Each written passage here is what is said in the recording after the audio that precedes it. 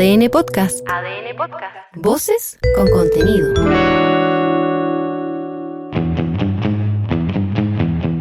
Las voces de la música chilena están aquí. Esto es Cuerdas al Aire, con Leo Nores. Hoy, de salón. Hola, ¿cómo están? Bienvenido a un nuevo capítulo de Cuerdas al Aire, el podcast de música de ADN en donde todo suena bien. Hoy vamos a tratar de descifrar cómo suena el misterio. No está fácil, ¿eh? Pero estamos acá con De Salón, con Piero y Roberto. Muchachos, ¿cómo están? ¿Qué tal? Muy bien, muy contento y muchas gracias por la invitación. Bienvenidos. Bueno, ¿a qué suena el misterio? ¿De dónde viene este regreso discográfico de ustedes? Es difícil reducir la respuesta, más que decir de dónde viene. El sonido del misterio, nuestro nuevo disco, hay que entender que es un disco que viene precedido de 10 años de silencio discográfico. Entonces, sin duda nosotros nos propusimos la idea y el fin de hacer un gran disco, una gran vuelta a nuestra discografía y por ende también tomar el reto artístico que significa hacer un disco y no singles como veníamos haciéndolo. Así que por lo mismo yo les presenté el concepto del sonido del misterio a los chiquillos para que en sí, bueno, la gente ya puede escuchar el disco y sabe que es un disco que tiene un concepto en base al misterio. Y el sonido del misterio puede ser muchas cosas. Yo partí de la base diciéndole que somos nosotros. Es un misterio como nosotros, o por qué la vida nos juntó, por qué somos los mismos integrantes de una banda hace más de 25 años que se conocieron cuando chicos en Concepción, que aman la música y que, bueno, y que haya funcionado, que hayamos viajado a Santiago, que haya funcionado. Pero también está obviamente el concepto que traspasa y unifica las canciones, que es todo lo que envuelve el misterio en la vida. O sea, es como el misterio termina dándole sentido a la vida y en este caso hacemos ahí un viaje por el destino, el amor, la suerte, la tragedia, la muerte y todos los tópicos que vamos tocando en todas las canciones en este disco y que, bueno, nos tiene muy contentos con el resultado. Sí, y hay algunas, por ejemplo, para mí, favorita hasta ahora, la 11, que es el misterio. Justamente. Es mi canción favorita. Sí, está buena esa, porque en el fondo hay una frase que me llamó mucho la atención, que entender sin saber. Es que, ¿sabes está qué? Buena eso. Siempre nosotros habíamos hecho discos y siempre hay una canción que es como la canción que envuelve el concepto del disco, como ha sido Abrázame, Morder, etcétera. Siempre hay una canción que uno dice, mira, este es el hilo conductor de donde nos podemos agarrar y hacer el disco. Y en este caso para mí fue el misterio. Esa fue la canción que fue disparador de decir, ya, aquí hay una idea, aquí hay un concepto, lo que estaba hablando antes un poco de hablar del misterio, de tomar el misterio como un concepto artístico y es mi favorita, sin duda. Creo que es una de las que quedó mejor. También obviamente con los chiquillos era divertido sacarla y darse cuenta cómo está nuestra influencia súper clara en esa canción y obviamente también la letra también me gusta mucho lo que significa. Pienso también como el sonido de The Cure, que tiene esa duplicidad de cosas muy tristes, pero que a la vez te hacen bailar. Y eso de una u otra manera está dentro de este disco de claro, usted. Y eso viene de la mano de nuestro fanatismo por The Smiths y Morrissey, que The Smiths, o sea, hicieron una cátedra de lo que significaba hacer una canción bailable, pero con la letra más triste que podáis escuchar. Y nosotros obviamente nos apoderamos también de eso y está mucho en este disco también, como Nunca Nunca, que es el primer single que salió y que también es una canción que obviamente en tonos mayores y que tiene otro color, pero que la letra obviamente es melancólica al hueso. Sí, pues esa canción es súper, bueno, para quienes les guste tocar guitarra, es como de esas canciones que dice, aquí hay algo. Porque tener re, sol ahí con el bajo en fa sostenido, me parece. Claro, esa es sintonía. Esa es sintonía. Ya, esa es la que sigue. No, Nunca Nunca es la primera, que es como un poco más distorsionada. Sintonía es como la contraparte. Nosotros por eso la sacamos como segundo single. Es que claro, pasáis de una a otra como casi como canciones hermanas. ¿Eso fue a propósito o cómo fue la composición? Sí, hay como una... Nunca Nunca habla del bueno, tiene esa en modo menor, los acordes mayores del modo menor. Sí, entonces genera eso muy del grunge. Nirvana hizo una cátedra de eso, como ocupando lo que dice Piero. Canciones singleras, súper tristes, pero ocupando los acordes mayores del modo menor. Nunca Nunca habla de esos amores, como de esas, no sé, de esas personas que pueden ser que te acompañan, que ya no están en tu vida, pero que te acompañan de otro modo. Y Sintonía habla de cuando se logra hacer ese match. Claro. Ajá, entonces, es una son las dos caras de una misma moneda. Es una respuesta a lo otro, ¿cachai? Al escuchar el disco me pasó eso, que empecé a escuchar incluso frases o algunos guiños musicales y decir, esta cuestión podría ser tal cosa.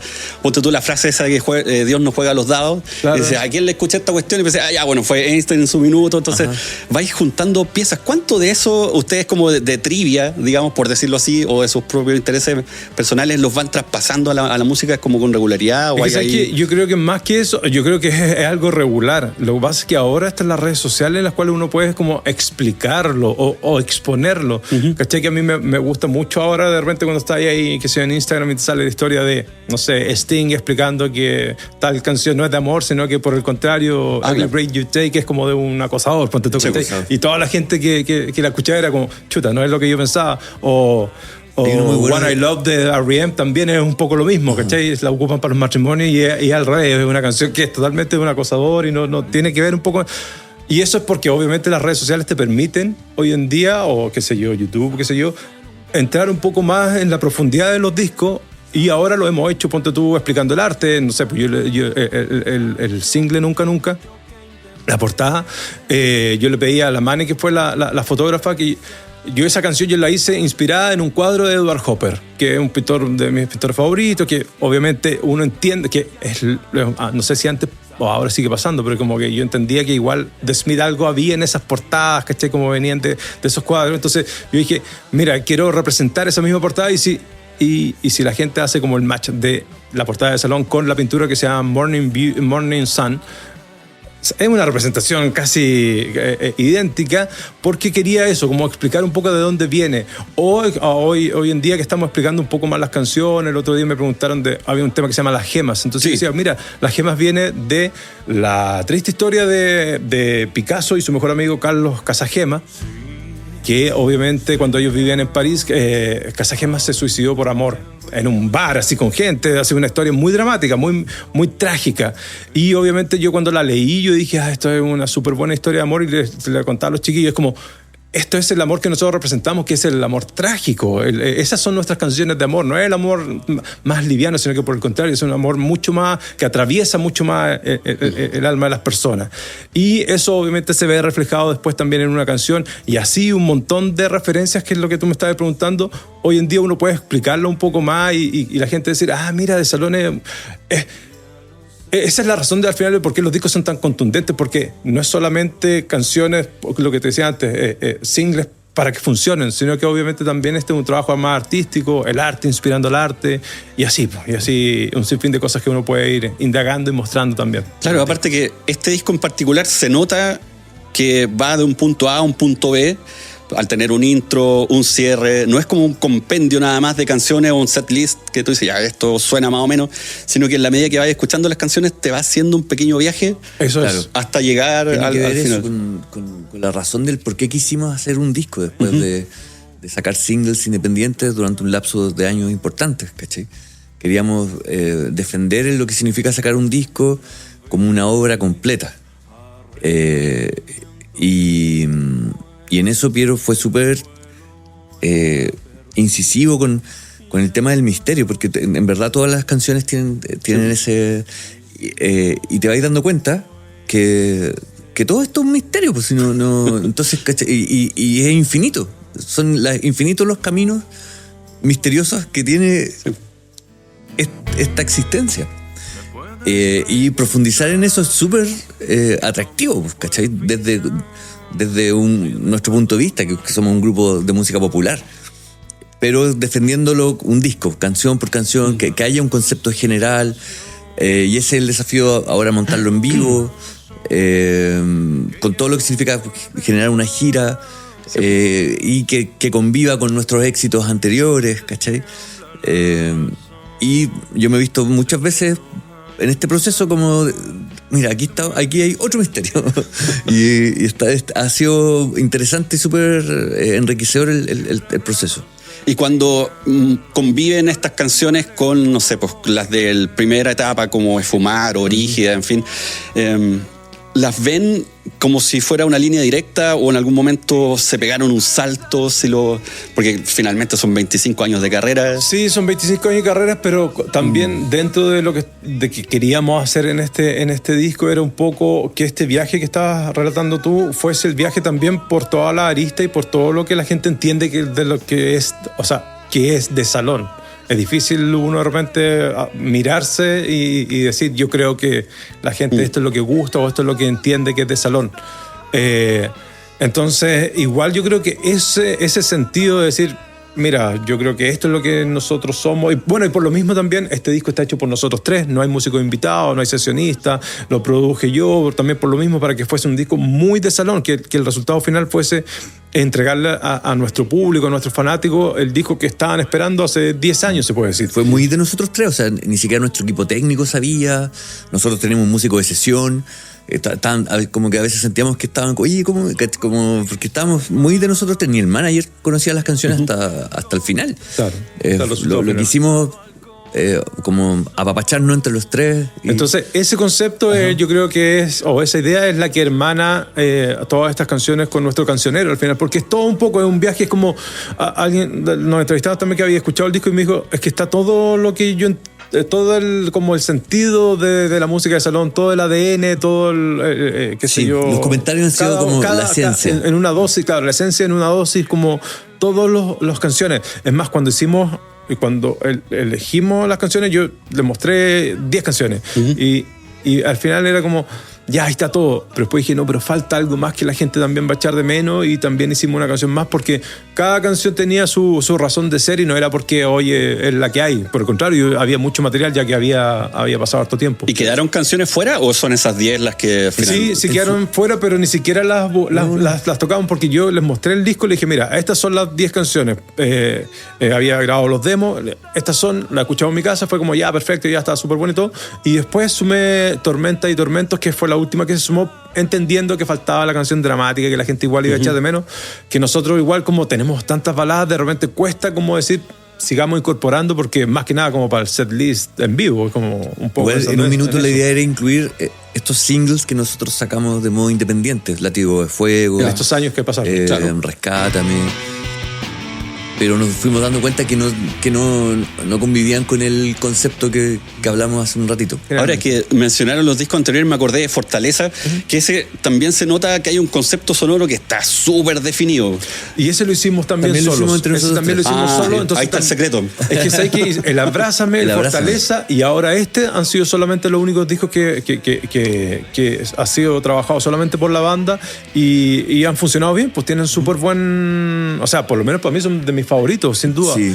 No porque lo hayamos hecho solo, ni porque el productor sea yo, sino que por el contrario, como que las canciones eran las que tenían que estar, llegamos a súper buen puerto, es la esencia de cada uno de nosotros tres generando este sonido que se llama de salón.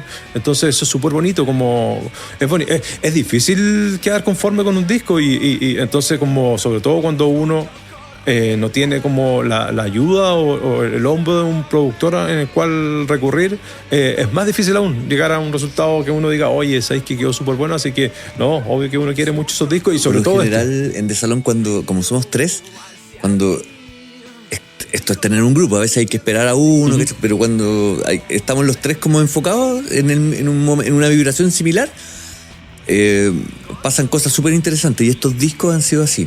Mira, han sido así. Bueno, estaba pensando ahora, como en esas las mezclas de distintos estilos, hay una canción en particular que me llamó la atención, el track 7, ese Sufriendo de Más, que uno dice, que esto te hace pensar como en los 80, el sonido como los sintes. Totalmente. Claro. Incluso te diría que si los Prisioneros hubieran seguido activos, podría haber sido como un poquito, sí. De hecho, ¿Cómo llegaron ahí? Jugábamos con la introducción. ¿Viste? Ya. Lo hicimos un par de veces en el sí, ensayo. bueno, tiene todos los guiños, pues la batería con trigger electrónica, la caja, el bajo arpegiado de sintetizador y no de bajo real, qué sé yo. Si bien yo toqué harta guitarra con distorsión, igual el solo tiene sintes para que suene un poco más ochentero, algo que nos gusta, pues nosotros igual crecimos con el New Wave así a la vena, pues, claro, dentro de nuestro catálogo. Y si sacamos todos esos elementos, queda una canción super trío, power trío, que hay un montón de esas en nuestra discografía también. Sí, porque es como que la gente que la escuchó fue como, esto es de salón, abrázame, esto es de salón, ¿cachai? Como que inmediatamente hacen como la conexión con canciones más rockeras.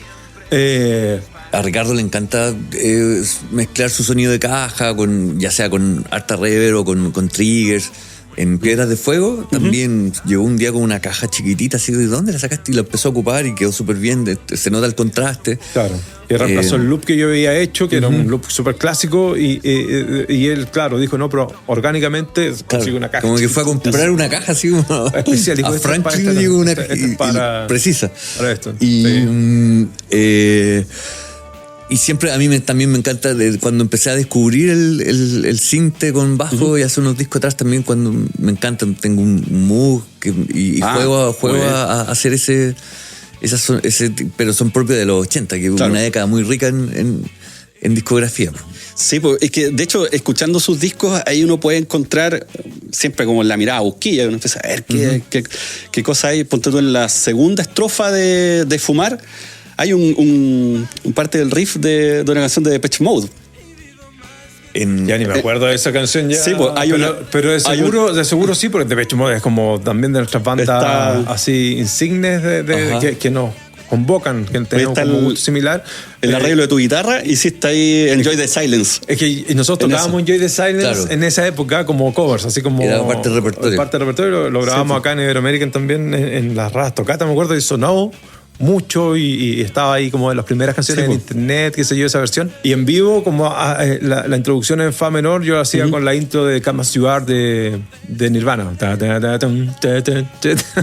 Esa es la influencia, pues éramos súper chicos, teníamos 18 años haciendo música, entonces obviamente ahí tú tenías el background de todo tu música favorita y aquí, muy cerquita. Y aparte que era otro mundo, pues en el fondo ahí estaba MTV full todavía. Claro. YouTube no había aparecido, eso es súper importante. No. YouTube es el 2005 y acá estamos hablando de fines de los 90, principios del 2000. 99. Claro, entonces era otra cosa.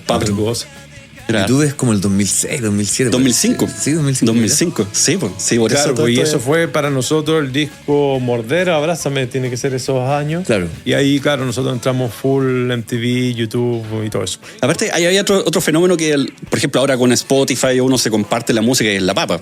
Pero antes el disco pirata, ponte tú, o de repente el MP3. Sí, bueno.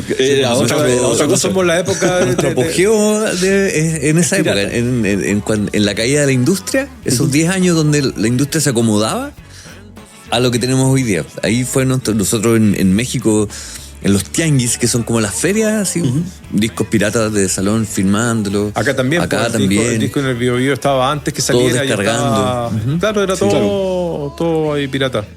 Claro, pero al final eso es lo que hace que uno sea también una banda más reconocida y más popular. El hecho de que es como, ahora que dijiste lo de México, es como nuestros amigos en México, yo me acuerdo que ellos decían, ya de salón suena acá en la radio, ya de salón suena, o sea, se sale en MTV, de salón, o sea, estamos hablando del año 2005, son cosas así, eran importantísimas, era increíble poder desde Chile estar sonando. Pero me acuerdo que dijeron, pero cuando ya los vi en el Chopo, en el Tianguis, ahí pirata, es porque ya lo hicieron, lo lograron. Eso, cuando uno ya llega a eso, es porque ya... Llegar a la cuneta, ese es el lugar. Porque eso es la firma de que eres popular, porque como ya, esto lo escucha mucha gente, así que tiene que estar ahí. Sí, pues, era entretenido ese tiempo, que cuando había que quemar los discos, de repente con Nero, y la cuestión se pifiaba y perdiste, empezaba todo otra vez. O buscabas un disco y no era el disco, venía con otro nombre. Y el intercambio que hacíais con Ares, y te sacáis 300 virus para tres temas. Sí. No, y podíais descargar muchas cosas. Te quedabais descargando así, te ibas a acostar y quedabais descargando discos. Claro. A veces sonaban bien, otras no tan bien. Y bueno, ese fue nuestro, así, mucha presencia radial, mucha presencia mediática, pero también como la industria no estaba cerrando una etapa y buscando cómo acomodarse a una nueva. Esa es nuestra generación. Sí. Con videos donde la tecnología llegó como al home studio, ya podía empezar a hacer videos. Entonces, una parte, en general la industria de toda esa década es así, pues bien experimental en términos de videos, en términos de discos, son videos bien lúdicos porque los podías empezar a hacer tú. Claro. Sí, pues con la Hi 8, en Claro, fin. todo eso. ¿Y cómo se acuerdan de, ponte tú, no sé, las primeras tocatas? Porque hay etapas que es como los memes, que se recomiendo no saltárselas. El ir a pegar los afiches con el grupo, tocar donde se pudiera. Antes de Instagram existía Fotolog, que también ahí uno ponía flyer y así. ¿Cómo era? Pero eso incluso ya era adelantado a nuestra época. Si nosotros llegamos a finales de los 90 acá, y era tocar donde se pudiese. Sí, pues tocamos en cualquier parte nosotros. ¿Y cuál fue lo más raro de donde...? El pollo a la brasa es el clásico, ¿no? Yo creo que ese... Las rejas. Arriba había un bar arriba y abajo era un pollo a la brasa. Entonces tú entrabas por el pollo a la brasa y llegabas ahí arriba a un salón donde te tocabas. No era ni conocido, era porque realmente nosotros tocamos donde se pudiera. Sí. Así, no. Y eso es súper distinto a lo que hacen hoy día los proyectos musicales. No, nosotros no le dijimos que no a nada. Dábamos la vida por tocar en vivo. Dábamos la vida. Y a mí me pasa que ahora como que evitan tocar en vivo un poco para evitarse esa realidad. Puede ser entendible o no, pero prefieren como el ecosistema de las redes sociales a poner ahí a poner la cara en ese tipo de cosas. Sí. Pero todo así, el lugar que se te ocurra, la discoteca que abrió, la que no pagó, el local que enano, donde se pudiese, ¿no?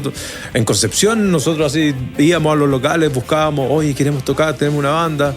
Es que no tenemos permiso, no, pero no hacemos mucho ruido. Mentira, obviamente en la noche tocábamos, llegaban los packs, cerraban el lugar, y era como toda la vorágine, como todo el imaginario del rock, uno pasaba por ahí, y obviamente también el otro lado era que también nosotros tuvimos la suerte de llegar a Santiago y conocer a muchos músicos muy connotados. En este caso conocimos a Cristian López de Javier Parra en Lo Imposible y Claudio Valenzuela de Luciel. Entonces, aparte de ellos de ser los productores del primer disco, también nos permitían telonearlo. Entonces, si teloneábamos a la Javiera o teloneábamos a Lucibel en la estación Mapocho para 10.000 personas, obviamente eso era un espaldarazo increíble y mucha gente te conocía. Porque como decías tú, o sea, antes era imposible conocer bandas si no fuesen vivo, ¿no? Sí, también hicimos stickers, pero miles, como 10.000 stickers los pegábamos por Santiago y hasta hace relativamente poco tiempo te encontrabas con ¿En serio? Sí, no hubo una época que todas las bandas lo hacíamos ahí llenos. Sí. Los pegamos Paradero, todas partes de eso. Psycho, etcétera. Todos pegando stickers. Claro, ahora uno tiene el sticker en el WhatsApp, pues, te sacan al tiro un pantallazo y bueno, hicimos pegar afiches y molestar para tocar, para tocar. Y lo otro también que era es que obviamente salir a pegar afiches como decías tú, que se ve en la calle, que no lo veía nadie, por supuesto que era una fotocopia hecha así, pero horrible. Pero lo que sí se hacía era como mandabas tu fecha de la tocata o lo hacía el local donde tú tocabas y había un suplemento que era la zona de contacto del Mercurio Salero. Y ahí solamente tenía como avisos clasificados como de los cartelera. shows, la cartelera del fin de semana. Y si salía ahí, la hiciste. Era como, ya, por lo menos va a ir gente porque salió en alguna parte. Pero imagínate, era una locura pensar que una banda desconocida de Concepción que salió en el diario en un renglón mínimo fuese a lograr llevar mucho público. Era como pequeños pasitos que tú puedes dar. Que aparte de los shows que hacíamos, varias veces me topaba con gente periodista que, oye, yo lo pasaba muy bien en esas tocatas porque tiraban muy buenas tallas. Y yo no me acuerdo, ¿cachai? Pero yo me mataba de la risa, me decía, porque aparte, buenas canciones y todo, pero empezaban a hablar tallas y tiraban tallas. Y te juro que era, claro, eso es. Era como, nosotros lo pasamos bien, ¿cachai? Buscábamos pasarlo bien y ya después, ya con cierto reconocimiento, hacíamos 3 SCD de Vespucio seguía un viernes y 3, y decíamos, oye, hagamos un show grande mejor. Era como, no, esa necesidad como de tocar nos marcó siempre.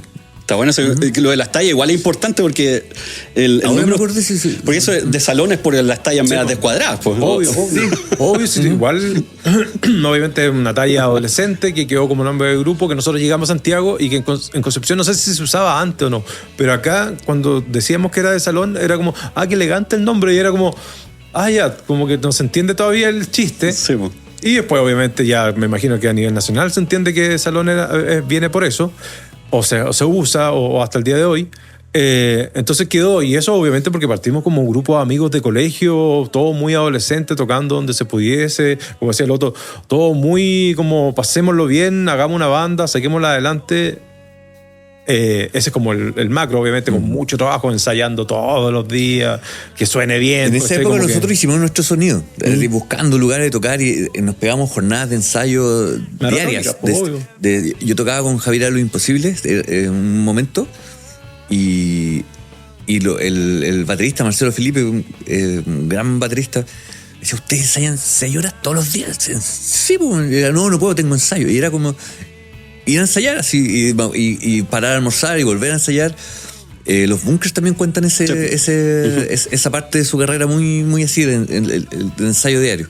Y ahí, en verdad, uno se genera esa sonoridad que se mantiene hasta hoy día. O sea, ese privilegio de tocar con gente por durante tantos años, yo a veces... Yo digo, algo va a pasar acá y pasa, ¿cachai? Como de pura intuición, de estar tocando y mirar para el lado como que parece que si va a ir para allá se va a saltar esa parte y pues se la salta, ¿cachai? Claro, como, ya sabes. Y eso es, todo se genera en esos años.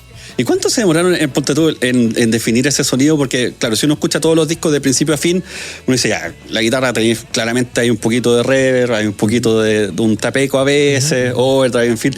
El bajo también en algunos momentos con distorsión. Sí, pero los primeros discos eran demasiada distorsión. Hay caletas, sí, sí. Pero llegar a esa como simplicidad es re difícil porque hoy la cantidad de pedales que hay respecto a los que había 25 años atrás es una locura. Sí, entonces, mi forma de tocar es por Johnny Marr, no es por otro guitarrista. Es como, ese es el guitarrista que me gusta, mi Guitar Hero, y de ahí viene la sonoridad y el chorus y la reverb y qué sé yo, todo lo que es el delay, etcétera. El tipo de solos que es muy distinto a un solo. Son súper rítmicos al final. Súper rítmicos, sí. Entonces, eso es muy bonito, y tuvimos ahí la suerte de que ahí nos prestaban ahí todos los pedales que ellos tenían, todos los, qué sé yo, los amplificadores, mucha suerte. Bueno, en general tenemos muy buena onda con la mayoría de nuestros colegas y siempre nos han ayudado muchísimo.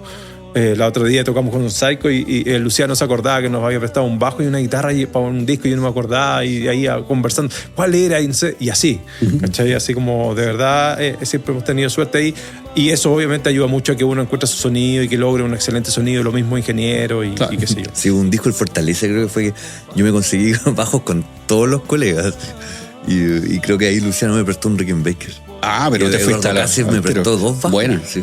No nos podemos quejar siempre. Sí, siempre apoyando. Siempre, y bueno, también uno se siente como súper valorado por los colegas por lo mismo. Como que, bueno, lo que hacemos es importante. Claudio Valenzuela tocó con ustedes una vez encapuchado. Muchas veces. No, él tocó muchas veces. Como misterioso. De salón somos nosotros los tres músicos, pero siempre hemos tenido un músico invitado que, entre comillas, lo que hace es tocar las guitarras que yo grabo en los discos y que no puedo, obviamente, por manos poder tocar en vivo. Y entonces nosotros cuando llegamos a Santiago éramos 4. Teníamos un cuarto integrante, un guitarrista que se fue a vivir a Alemania, y por eso quedábamos como trío. Y que era súper importante, era el corazón de la banda en Concepción, claro. Era el que nos sacaba a ensayar, buscaba siempre, andaba todo el día hablando. José Miguel Amigo, y él era como el motor de la banda, y él, bueno, se enamoró, se fue a vivir a Alemania, y es músico, sigue tocando allá, pero vive allá.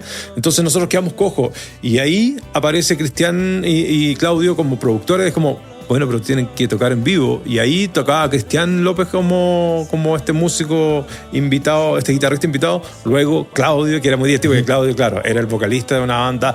El 99 era muy famoso, o sea, lo que te decía, sí, Estación Mapocho tocando un día, y nosotros el otro día le decimos, vamos a tocar en la batuta un día martes, acompáñanos. Y él iba y se ponía una capucha y tocaba, y lo pasaba súper bien, porque éramos, o sea, somos muy amigos, pero también éramos, como decía el otro, así como súper adolescentes. Entonces era bien entretenido tocar. Sí, yo creo que se encontraban con ese espíritu amateur de la banda de inicio, porque claro. que vaya todas, como ya vamos, hagámoslas todas. Tener esa chispa que no se pierda. Todos los sacrificios de la verdad. De hecho, estábamos grabando el primer disco y a veces teníamos que parar porque el Claudio se iba a Estados Unidos y el Cristian se iba a Perú. Estaban y después gira y ya paremos nomás. Igual el disco, el último, se nota mucho que sigue siendo como banda, no es como algo que uno escuche y dice, bueno, esto es como irreproducible en vivo.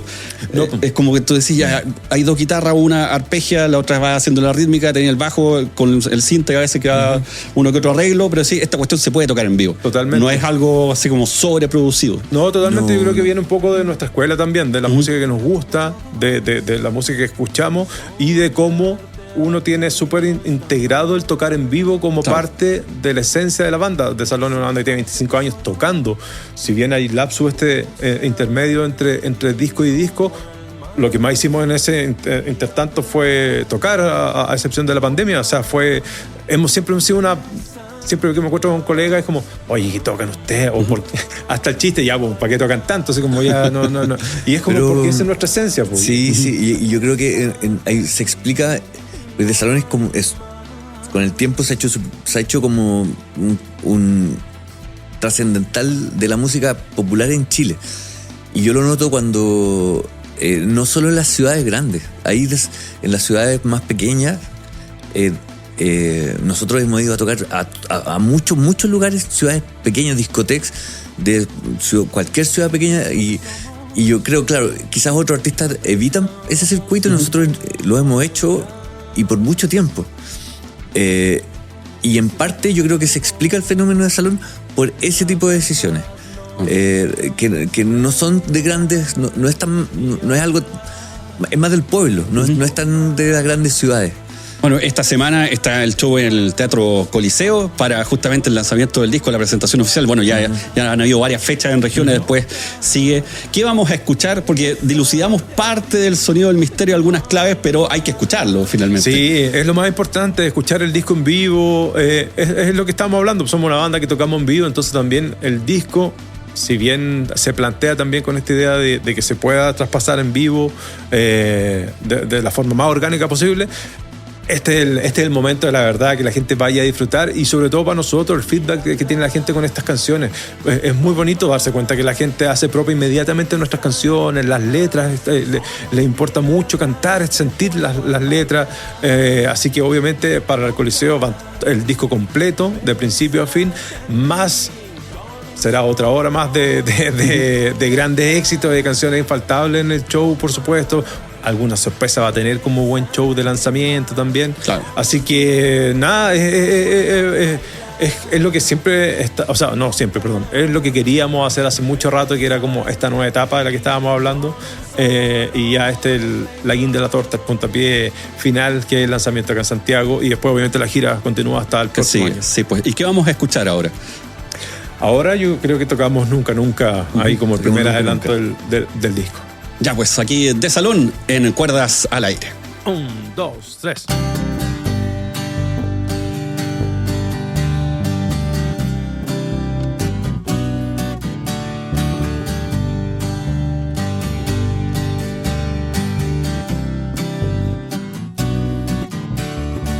Juntos, un corazón y una canción que habla de besos rotos, vicios de una traición, el arte de sufrir cuando cierro mis ojos, porque tú me dirás que el sol se parece a Dios, porque tú me dirás que no, aunque tenga razón. Sabes que nunca te olvidé, sabes que nunca volví a amar, sabes lo mucho que intenté y no pude volver a empezar. Sabes que nunca te olvidé, sabes que nunca volví a amar, sabes lo mucho que intenté y no pude volver a empezar.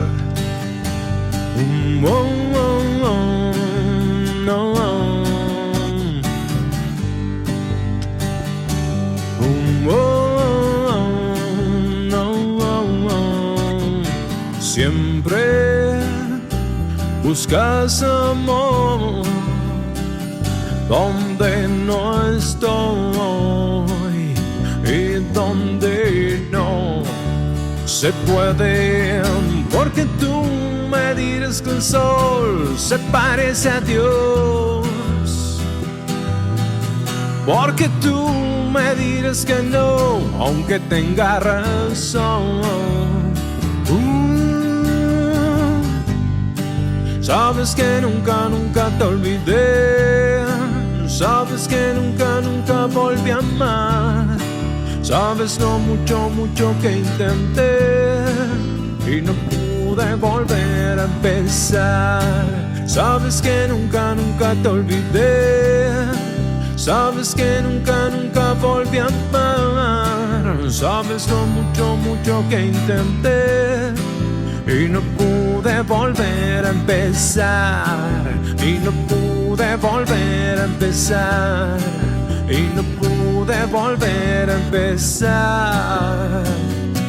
Oh, no, no, no. ¿Con qué me embrujaste? Sabes que nunca, nunca te olvidé.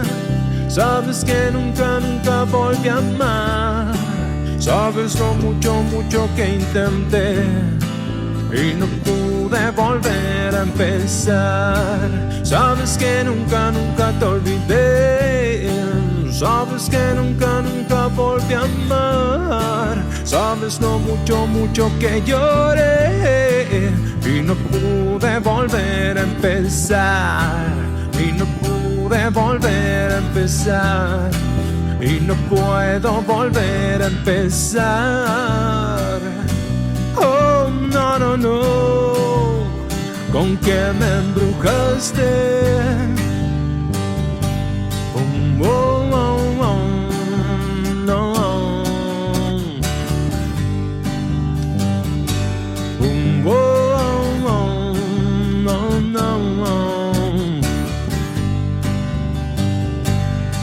Oh,